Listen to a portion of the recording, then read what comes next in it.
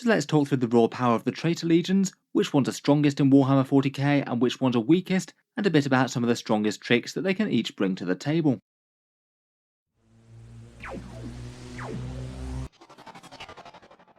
Hello and welcome back to Auspex Tactics, where today we're talking Chaos Space Marines once more, and today I thought we'd do a Legion tier list, a rough ranking of where I'd rate the Chaos Legions for competitive 40k at the moment, and the strongest things that they can bring to the table. I thought in this video, as well as just the standard Legions from Codex Chaos Space Marines, we'd also include the warbands that you can field from there as well, the Red Corsairs and creations of Bile, and I thought we'd also include the Death Guard and Thousand Sons as well. They do have their own complete standalone codexes, so operate very differently to standard Chaos Space Marines, but I thought it would be fun to see how they stacked up versus the rest of them. We'll go through each one in turn, starting with the weakest and finishing with the strongest, and as we go through we'll talk about their tournament performance and some stats in current 40k, and then some of the strongest options they can bring to the table and beat down their enemies with. Loads to talk about as per normal, so let's start with some of the traitor legions who are maybe a bit more embattled than most.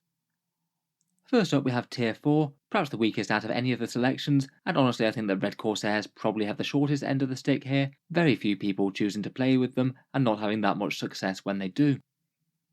Red Corsairs are a Codex Chaos Space Marine army. Currently in Nephilim they have a meager 41% win rate, lowest out of any of the Chaos Space Marines legions or warbands, and also the least played out of any current legion or warband that's got rules. It seems that the advance and charge just isn't enough to tempt people into taking them as a pick. Like many of the lower tier selections, they also haven't won any big events in Nephilim either. I feel like on reading the Red Corsairs rules, they really did stand out as a very mono-dimensional army. They basically bring one good thing to the table, which is their advance and charge across the entire faction, which to be fair to them is a very powerful rule for an army trying to get melee things into combat. It will usually make a big difference to threat ranges, exactly what's able to make a charge and what isn't worth risking. But even this very good trait does have its downsides, mainly that the other legions can nick it if they really want to.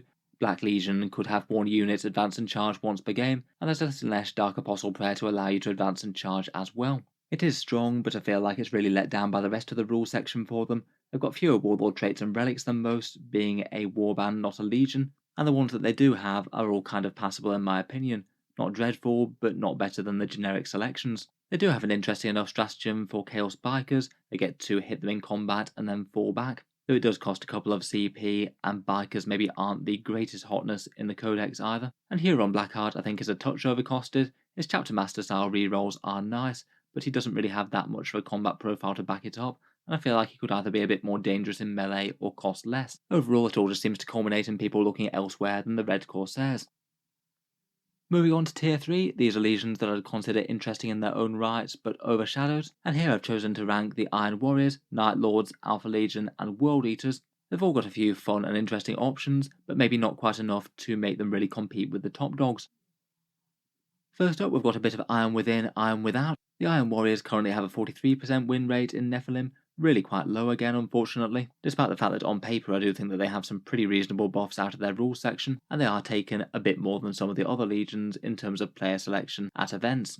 They make up around about 10% of tournament lists from Codex Chaos Space Marines. Iron Warriors are pretty much the legion that you'd go to build shooty Chaos Space Marines if you wanted to do that. Unfortunately for them, the Codex I think just lets them down. Their actual Codex rules aren't bad, but most of the shooting units in Codex Chaos Space Marines are just a bit underpowered compared with their combat ones. If Obliterators and Havocs were some of the very top units in the book, then Iron Warriors might be one of the best legions, but currently they're not. For their core legion trait, they get to ignore cover and turn off enemy wound rerolls, both of which are nice. They really like things like Demon Engines, Obliterators and Vindicators. They've got plenty of unique synergies to help with those. Otherwise on their rules pages, they've got a bunch of useful character upgrades.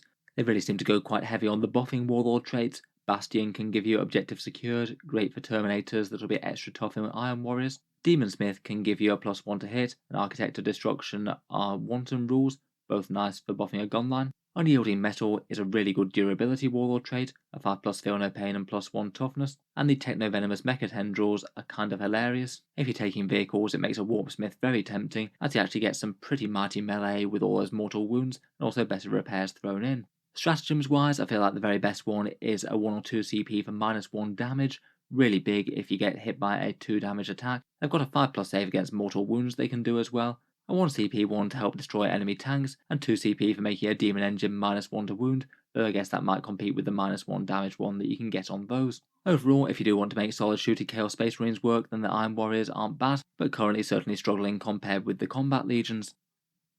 Next up, we've got the Night Lords. They are a bit more combat focused, and their buffs are perhaps a bit less obvious, but they don't really seem to be doing too bad, a little better than the Iron Warriors at 45% win percent, and getting a single big event win in Nephilim so far.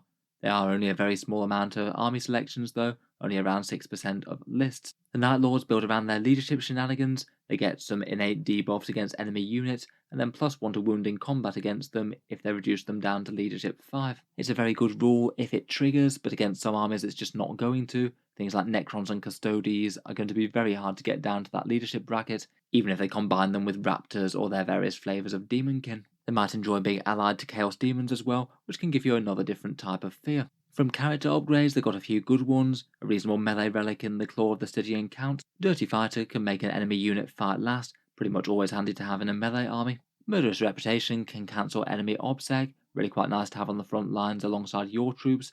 And Night Haunter's Curse can turn some dice to automatic 6s, perhaps particularly nice with Masters of Executions getting those mortal wounds. For stratagems, they've got Vox Scream for 2 CP, turning off enemy auras, pretty brutal if you get that off on a big character, and I really like their 2 CP to prevent fallback as well. If you can tag some enemy infantry, then it means that you could have them killed in their next turn, and then have your unit ready to attack again. Their -1 to hit for infantry as well for 1 CP is quite a nice reactive defensive boost. Overall, they're not too bad. I feel like they're maybe just lacking some of the raw might of some of the top melee legions, and are kind of annoyingly situational, good against some things but bad against others, with their leadership debuff core rules. Next up, we come to the super sneaky Alpha Legion, a 44 win percent in Nephilim, again rather low, and these guys are very low in terms of people playing them at the moment, only around 4% of lists, or I guess that's at least what the Alpha Legion players want you to think. Again, for these guys, no big tournament wins in Nephilim for them, not unless they were masquerading as some other Marines or something.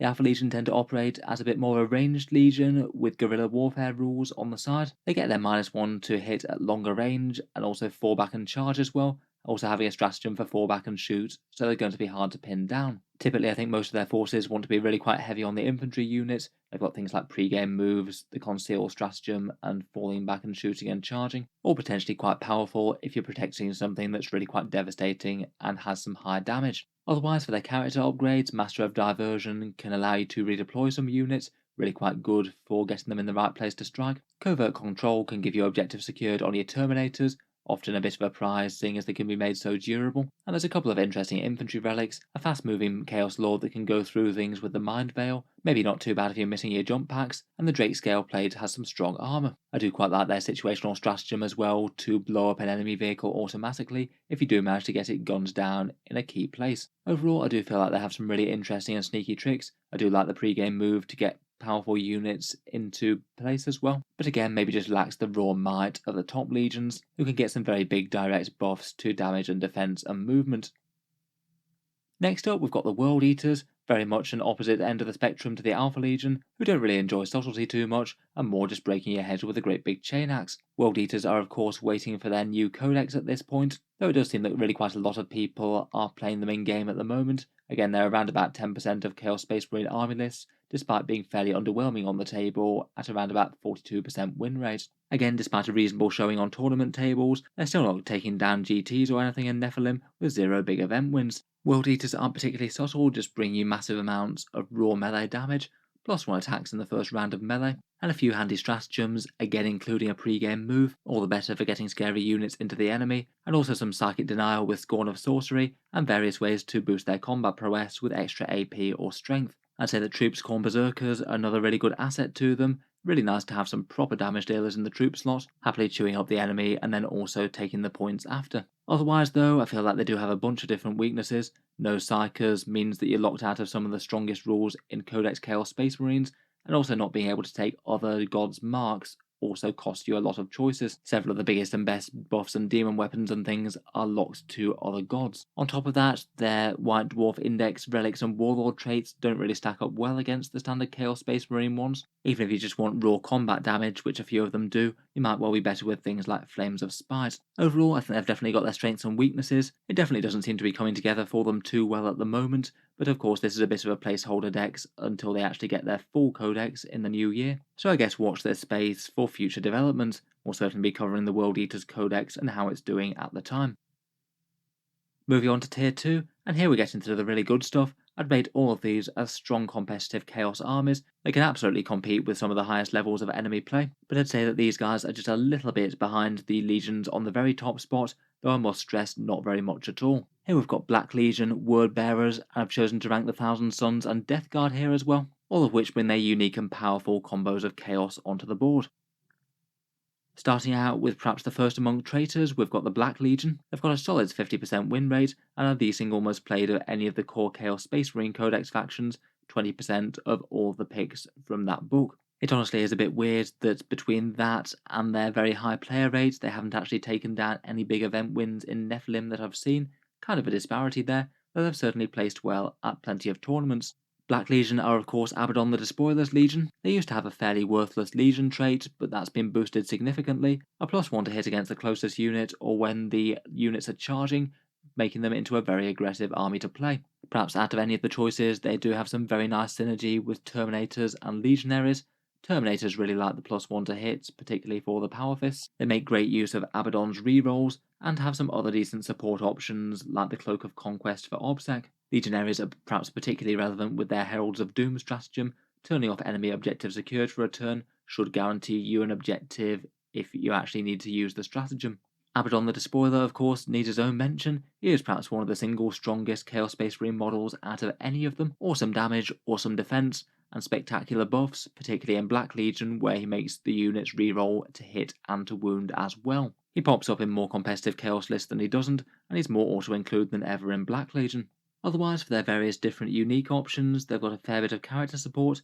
I think the Veilbreaker plate is kind of interesting, as it basically is a teleport Veil of Darkness for a Terminator model. Could be fun to jump some Terminators across the board early if you fancied it, and the Cloak of Conquest, as mentioned, gives you objective secured, great with tough units. There's a few other okay ones, like the Sightless Helm, Trusted War Leader, and Soul Eater as well. I do feel that maybe the Legion trait and Abaddon himself might be the best reasons to play the faction though. Finally, they do also have one very nice stratagem called Confluence of Traitors for 1 CP. You get to steal one of the Chaos Space Marine Legion traits once per game, giving you say an advance and charge from Red Corsairs, or maybe reroll hits from Word Bearers or something like that once per game. It's quite nice with the creations of Bile Fight on Death as well. A very powerful one-time boost that. Overall, a very solid all-rounder Legion. It's hard to go too far wrong with most of the units that you might play with that Legion trait. Next up, we've got some zealous evangelists of the Dark Gods with the Word Bearers, an army that I really like and I think brings a ton to the table, but for all that it doesn't really seem to give them that much good success in tournaments, still no big event wins, and a good win rate of 50%, but not really any better than Black Legion. They are also played a fair bit less than Black Legion as well, 14% of selections compared with 20. They feel like an army that's very easy to use and brings lots of very powerful tools to the tabletop, but maybe are just a little bit lacking behind the very top Chaos Legions that seem to win all the events. The Word Bearers get to reroll hits and ignore mortal wounds on a 5+, both great inherent bonuses, with bonus melee and also being tougher against the many sources of mortal wounds in 9th, and they're very strong with some of the best units in the book. Things like Demonkin, Dark Apostles, and Masters of Possession are all great. It doesn't end there though, as they back it up with some very nice character upgrades and stratagems. Epistle of Lorgar I think is one of the best. It gives you 2 prayers of the Dark Gods from a Dark Apostle, almost doubling his value in my opinion. That's probably my favourite, but there's a bunch of other useful ones like the big damage boost that is Exalted Possession, Master of the Union to buff Demonkin and make Possessed more vicious, Diabolist with a Feel No Pain and turning off enemy wound rerolls, and the Baleful Icon to turn off rerolls against nearby infantry. They're great selections, but they are still competing against the very good generic ones, of which there are plenty in Codex Chaos Space Marines. Otherwise, for their stratagems, Demonkin rerolling all wound rolls is pretty brutal on Strength 5 Possessed. Characters can resurrect on a 4+ with their Infernal Pact. There's a 1 command point 1 to auto-pass a failed psychic power, taking 1 mortal wound to do so. Very nice to have some guaranteed success in the psychic phase if you need it, and Hexagrammatic Ward is a very nice defensive one, nullifying 1 single big damage hit. Very nice if you get hit by a damage D3+3 weapon or something. Overall, a very powerful army, very strong all-rounders, and particularly on the things that are good in Chaos Space Marines, definitely one of the better legions. Next up, we've got the 2 out-of-codex options, Death Guard and Thousand Sons. The Death Guard have been having a bit better of a time of it in Nephilim than they were previously, a 47% win rate at the moment, fairly solid numbers, and a pretty great player following of around about 50% of the numbers that play Chaos Space Marines overall. This does mean that they are played far more than armies like Black Legion or Emperor's Children, who are kind of sub-factions of the main Chaos Codex. So far they've managed to land themselves 5 big event wins in Nephilim, maybe partly due to the player numbers, but it certainly shows they can compete at the highest level. That is some pretty impressively strong performance at tournaments. Obviously the Death Guard function very differently to most Chaos Space Marines. They have their own entire unit roster, barring a little bit of overlap. They very much fight in their own style. As an army they've got very solid toughness, with the -1 damage from Disgustingly Resilient, plus just generally good toughness across the board. They get objective secures on efficient units like their Plague Marines and Terminators, both of which are great for manning the battle line in the first place. Contagions of Nurgle for a melee buff, reducing enemy toughness, and Flash Outbreak to spread some interesting Warlord trait debuffs around the board. Currently in Death Guard, I'd be most wanting to run a Plague Marine and Terminator battle line, and then maybe support with a bit of Demon Engine fire support, maybe some fast moving bloat drones to use the Flash Outbreak stratagem. And I've got a few decent Plague companies, including Mortarians, Anvil, and the Inexorable. Their Spread the Sickness secondary is quite nice as well, certainly a few easy points available there, and it can be done with expendable Poxwalkers. They certainly have their downsides as well. They're pretty slow, and they have pretty limited damage outside of their combat units, which might struggle to get there. And while they might be very tough against certain forms of damage, mortal wounds will be quite effective against them. Generally though, an all-round solid strong army. You can certainly be looking at a whole ton of units and be wondering exactly how you're going to deal with them. Next up we have the Legions of Magnus with the Thousand Suns, 49% win rate currently at the moment, and are played a little bit less than the Death Guard at around about 40% of the numbers that play Chaos Space Marines in total. So again, a legion with their own codex and own range, having better representation than things like Black Legion or individual sub-factions. Same as the Death Guard, they've got 5 big wins at Nephilim at time of performance, pretty solid work there, can definitely compete at the highest level, and can give the top armies of the game problems. For strength of the army, it almost goes without saying that they've got an incredible psychic phase, ridiculous amounts of mortal wound damage coming out of just about every squad, plus some really nice layered buffs that you can make units like Scarab Occult Terminators a lot more threatening. They kind of mirror with the Death Guard, with the biggest emphasis on the troops and Terminators, with the Rubric Marines and Scarab Occults, slowly marching up the battlefield, supported with buffs, maybe Warp Time and some Smite. Scarab Occult Terminators and Warp Flamer Rubric Marines can also be very shooty as well, if they need to. In terms of most played cults, the Cult of Duplicity is perhaps the best. Teleport tricks and jumping around the board counters the faction's relatively slow movement. As for weaknesses, being very reliant on Psychic can be a bit of a downside. They'll often give up Abhor the Witch at least reasonably easily, and big Psychic Denial armies can also have bad effects. They're quite slow when not using their movement tricks, and perhaps more so than the Death Guard, I feel like if your options aren't Sorcerers, Rubric Marines, or Terminators, then the vast majority of the rest of the Codex is very underwhelming indeed. Still though, overall a very solid Chaos Legion, tanky and with a scary amount of mortal wounds flying your way. Finally we get to the very top of the tree legions-wise, and I'd argue that at the moment with the current rules, the Emperor's Children and Creations of Bile are perhaps just a little bit higher than the ones on the next tier down. Not by a lot, but both of these have both the best win percentages out of any of the Chaos Legions, and also the most event wins, and fairly convincingly so. It looks like they've both got enough raw power and sneaky tricks to manage to make their way to the very top. First up, we've got the Servants of Fulgrim and Slanesh with the Emperor's Children. At time of recording, it seems like they've got the single best win percentage of any of the Chaos Space Marine legions, a 54% in Nephilim, very strong overall. And out of the legions of the core Chaos Codex, they're played second most after Black Legion, 19% of selections of army. I think perhaps the thing that really sets these top two apart are the sheer amount of events they've won in Nephilim. To win a grand tournament, you absolutely need to have a top hone list and played well, and the fact that the Emperor's Children have won 7 big events in Nephilim, more so than Thousand Suns or Death Guard, and Word Bearers and Black Legion currently haven't won any, is pretty telling. Kind of crazy that a single sub-faction can do better than armies with their entire codex, like say Thousand Suns. The Emperor's Children do of course have a lot going for them. They get to ignore modifiers with their attacks, so they can move and fire with heavy weapons like those trusty Blastmasters, and really like fighting with Power Fist and Chain Fist on their Terminators, remaining hitting on 3s. They also get some extra AP on 6s, which adds up over the course of a game. And unlike the World Eaters, where you could argue that being locked to Khorne is a bit of a disadvantage, being locked to Marks of Slanesh really isn't the worst thing in the world. Their god-specific synergies are some of the best out of anything, with the Delightful Agonies spell and the Advance and Charge Prayer for example. On top of that though, both Lucius the Eternal and Noise Marines are standout good choices and are very easy pickups if you want to run them. Lucius the Eternal is just a very solid all-round combat character, and he makes enemies both fight last and he fights first. Two great things when controlling the combat phase there. Noise Marines are some actually genuinely dangerous shooty troops with the Blast Masters, and can potentially be geared as a sort of pseudo-combat unit with a Power Fist on the champion, or spam out those Sonic Blasters for the Mortal Wound stratagem. Otherwise, they'll enjoy just about anything melee with the various different stratagems and buffs that they can get.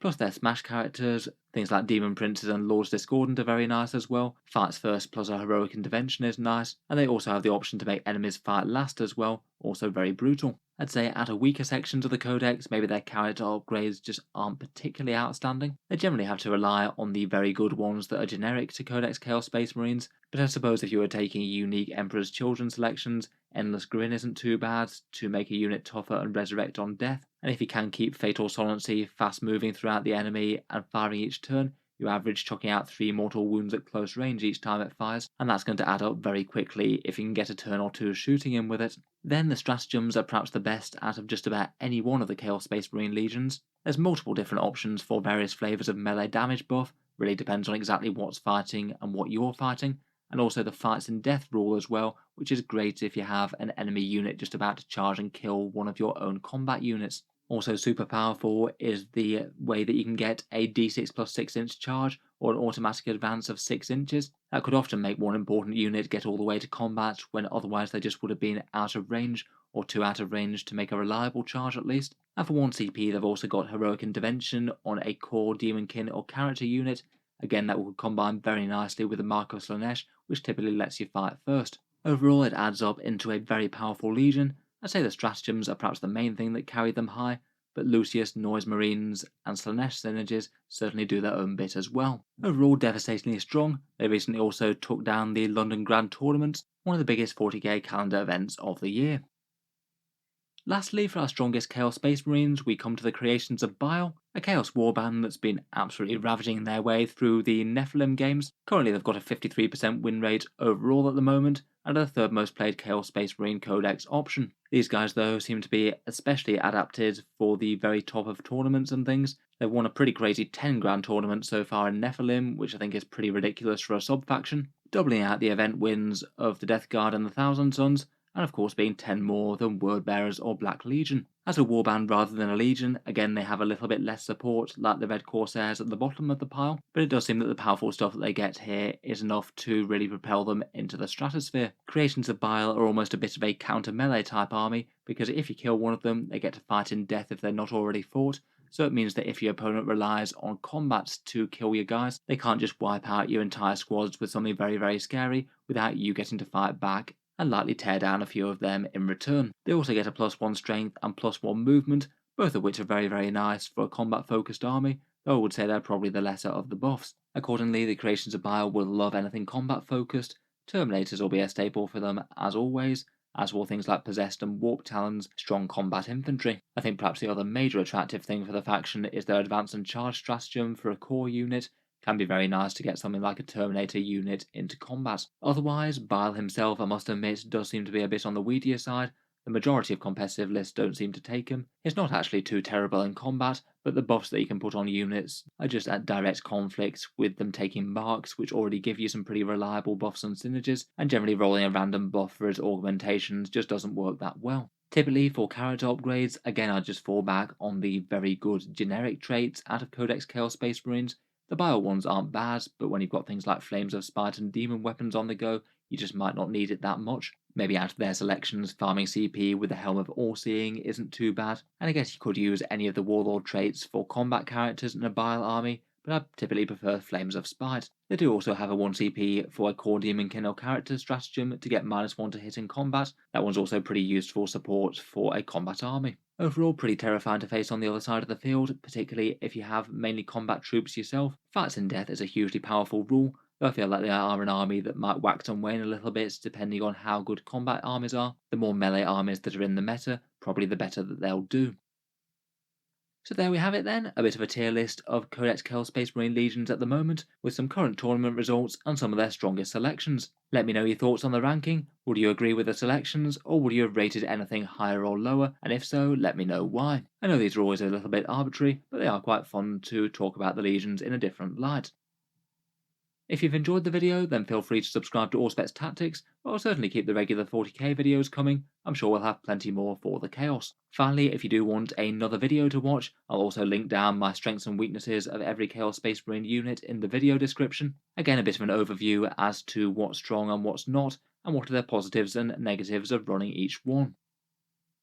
Finally, if you have been enjoying the videos on the channel, I would just like to mention that Auspex Tactics does have a Patreon page as well, and you can find that one linked down in the video description as well. Channel patrons do get a fair few advantages, seeing certain videos early, regular votes to see what sort of things come next on the channel, and automatic entry into the regular prize giveaways with a chance to win some big model kits each month. If any of that sounds good to you, or you'd just like to help support, the link is down in the video description. In any case, an enormous thank you for listening, and I'll hope to see you guys next time.